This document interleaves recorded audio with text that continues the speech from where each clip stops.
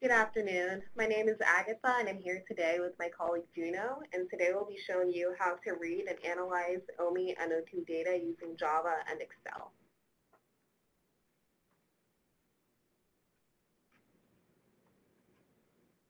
So I'm Agatha, and we are both summer interns here at NASA Goddard working in the Science Data Systems branch.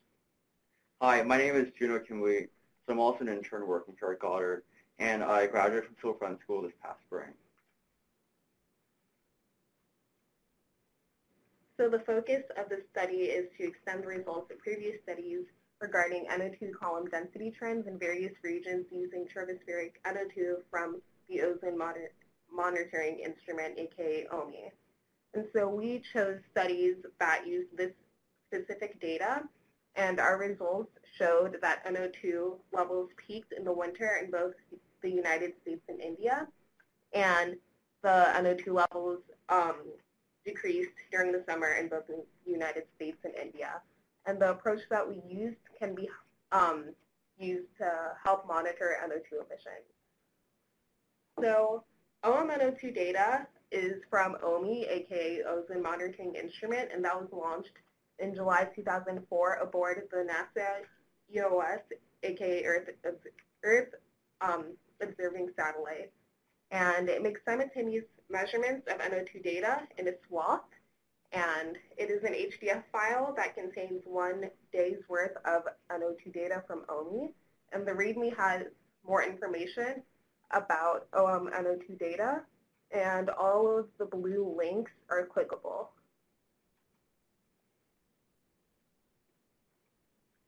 So this just shows the introduction and our objective of the study, and it was to reproduce results from scientific studies using OMI data using the OM-NO₂D composite program that we both wrote.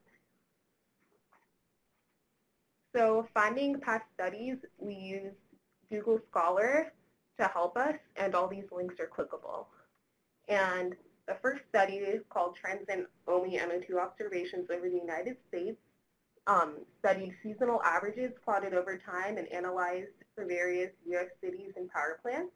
And the second study, which is tropospheric NO₂ trends over South Asia during the last decade, 2004 to 2014, using OMI data, averaged monthly and yearly NO₂ levels and the decadal percent change in NO₂ in South Asia. And this was the first study about NO₂ levels in South Asia. So the Rho anomaly began on June 25th, 2007, and some insulation debonded from the satellite, and it covered the entrance optics. And these lines over here in the second image, those black lines are where there is no coverage from OMI, meaning that there is no data in those areas, and this could cause a problem because there's no data representing those regions. I will now turn it over to my colleague Juno, who will be talking about how to set up the development environment and run our program. Right, so the first thing we want to do is to set up our development environment. And the first thing we want to do for that is to download a few things. First thing we want to download is the NetBeans IDE, which is going to be the environment that we're going to be coding in. So if you follow the link, you'll go to their web page and you want to select Java SE and you want to download that.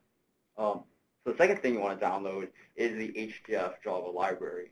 And this library is necessary to open and read OM-NO₂D data. So once again, follow the link. You're going to see a download button. Click on that, and then it's going to take you to another page. And you want to find a column that says HDF Java 3.2.1, or whatever the latest version is. And from that column, you want to choose your operating system to download the library. Third thing you want to do is to download the world map and a mirror map overlays. And these map overlays are basically a list of latitudinal and longitudinal points that mark coastlines and geopolitical boundaries. And we're going to use these overlays in our tip image later on. The fourth thing we want is another library called Java CSV. And this library is going to allow us to export all our quantitative data into a CSV file, which we can then import into Excel. So once again, follow the link. You'll see a download button. That's pretty simple. The last thing we want to download is going to be a library called NetCDF. This is also pretty simple. Follow the link. It'll let you directly download a jar file. which is what we want. So once you've downloaded all of this, we want to put our code into our environment, which is NetBeans. So we want to put our code into NetBeans. So once you've downloaded and extracted the source code folder, you want to open NetBeans, select a new project to open, go to Java, then a Java project with existing sources, and you want to name your project OMI composite. It has to be exactly that, or it won't work. So just make sure it's exactly that.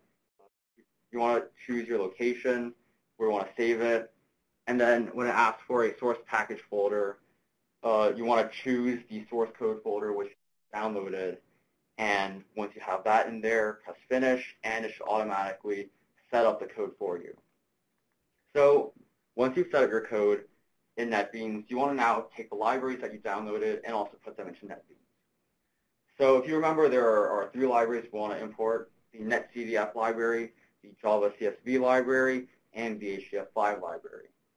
The Java CSV and the netcdf library is very simple to import. So if you right-click on your project file and then go to Properties and then Libraries, you'll see a button that says Add jar/folder. And if you click that, it's going to open up a browser window, and you can use this browser window to select jar files to import into NetBeans.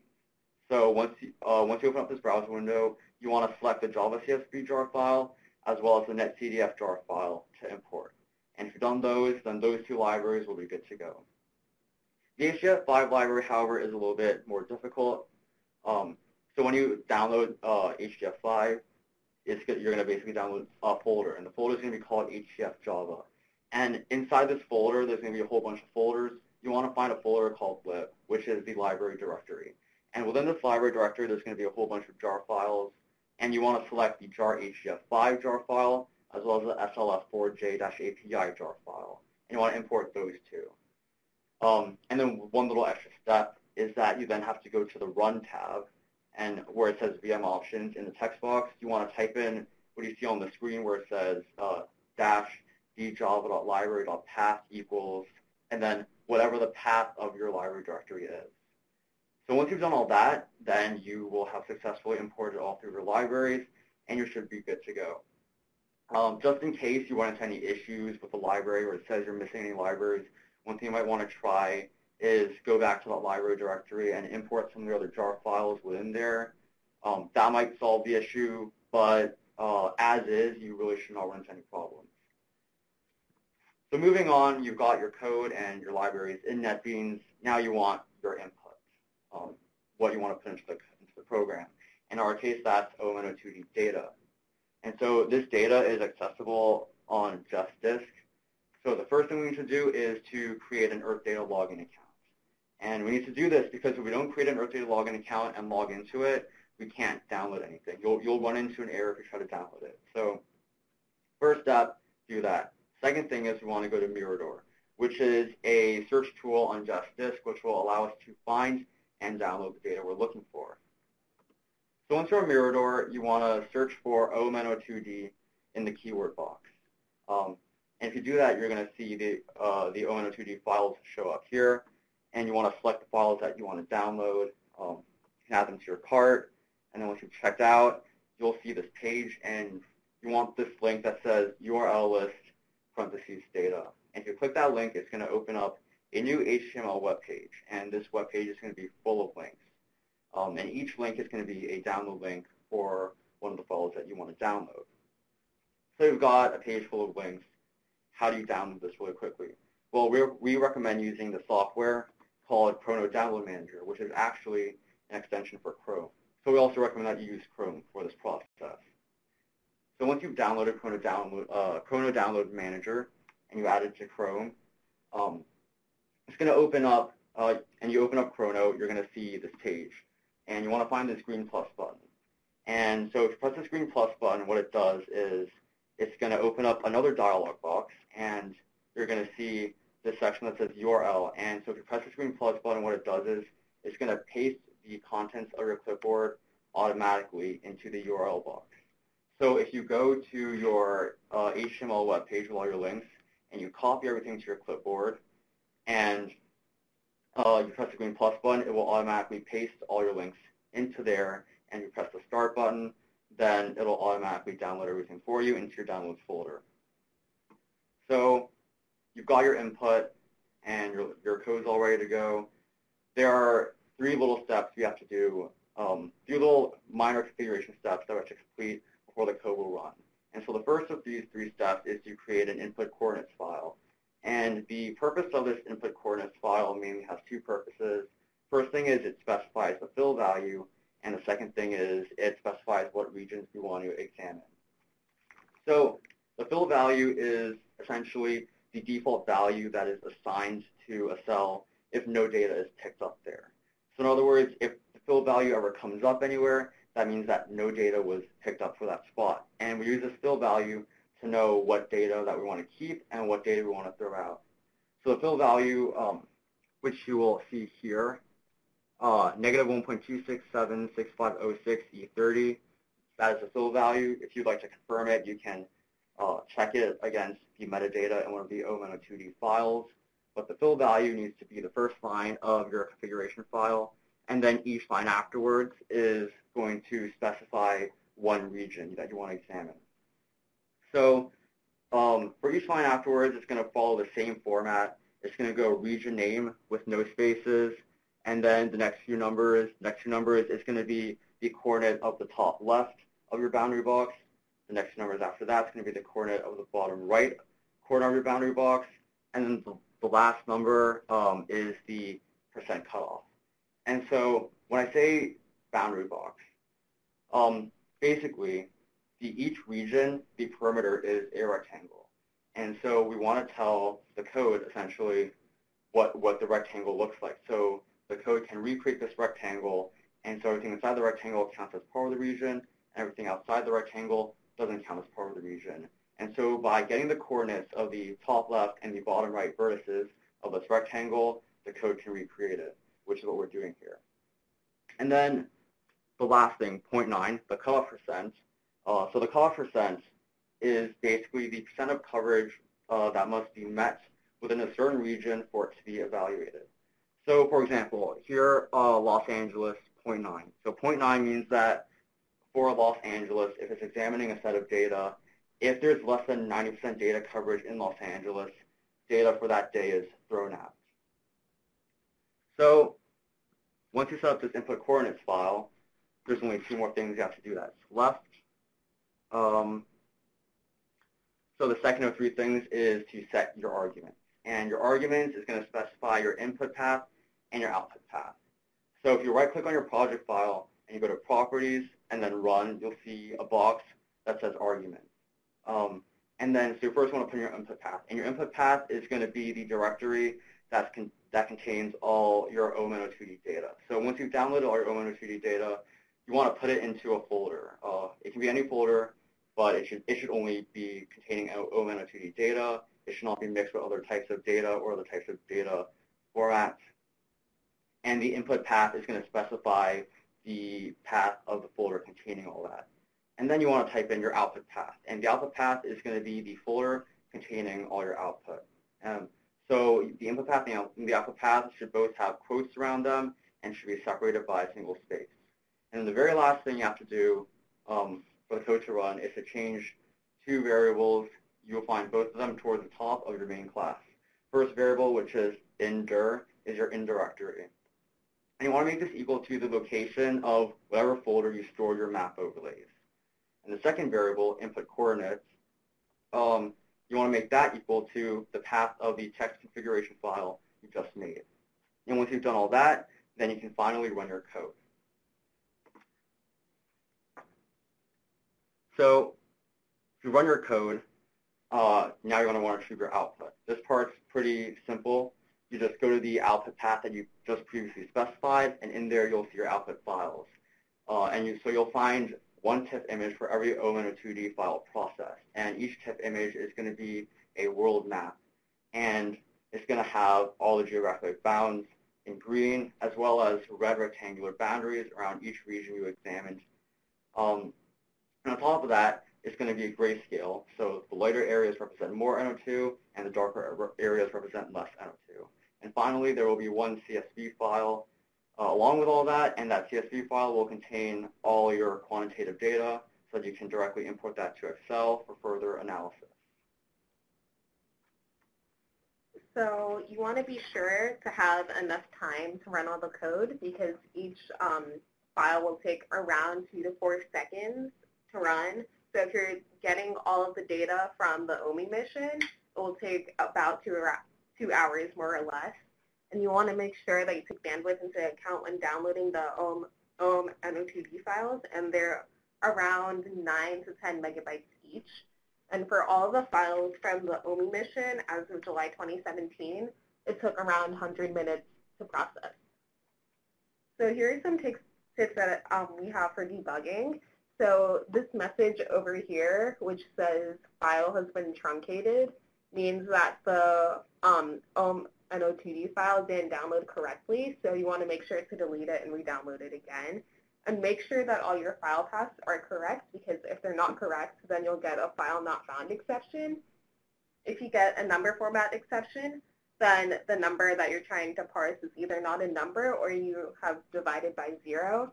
And make sure that all of the files that you're running through are only NO₂ files, because you'll get a not an HDF file exception if it runs into, say, like a JPEG or a CSV file. And make sure that you check your output every now and then to see if it's correct and to see that your program is still running correctly. So this is the first area that we studied as a test run, and this area covers Eastern Asia and Eastern China, India, as well as Korea and Japan, but these weren't analyzed because they were too small. So this slide over here shows the percent OMI coverage from the beginning of the OMI mission up until the end of 2017. And it shows over here that it dips during the same day of each month. And this day is the day of the anomaly, so the percent coverage has dropped significantly since then. This slide shows NO₂ levels for various regions in Eastern Asia from the beginning of the OMI mission up until July 2017. And the pattern oscillates a little bit because the NO₂ levels tend to rise during the winter and they tend to drop during the summer. And during 2010 and 2012, the NO₂ levels were at its highest. So I use my program to analyze NO₂ trends across select U.S. regions. And I use a past study that I based this off of. So first thing I did was I selected a handful of U.S. cities, power plants, and rural regions, taking into account geographic diversity.